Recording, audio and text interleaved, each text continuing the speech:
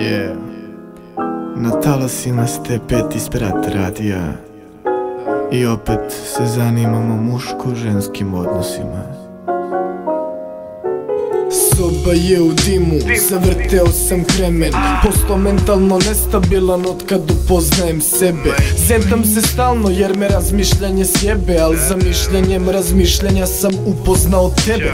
Tvoji dodiri odmaraju, uspavljuju, ljubav bi vodili, ali s nama tu i drugi stanuju.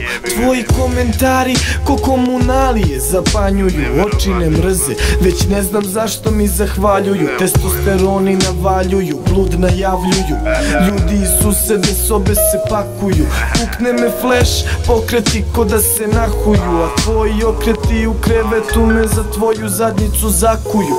Ispitivanjem emocija zaključim da znam koju, al kad se vratim u stvarnost, onako slatko dobacim ti daj mi bulju. Produžite mi san, jer neću sam da spavam. Hoću te razdvojene vodopade, mrgude, vrati se u stan, jer neću da te sanjam. Ma puko si 100%, nikad srećni kad baneš mi na gajbu. Možda smo pogrešili s ovim, ali skloni to u stranu. Fascinira me to što ne možeš da mi nađeš manu, a ti se skroz iskidaš kada prstima nađem.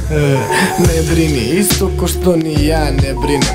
Ne ide ti se iz stana, onda ni ja ne idem. U stanju sam da prekinem svaki odnos sa javnošću, jer ovo što imam s tobom se kosi sa stvarnošću. Zvezde su prelepe, nebo najavljuje prelep repertoar, u glavnim ulogama mali Mrgud i mlađani reper Coa. Što se mene tiče možemo da krenemo odmah i evo sviće zora.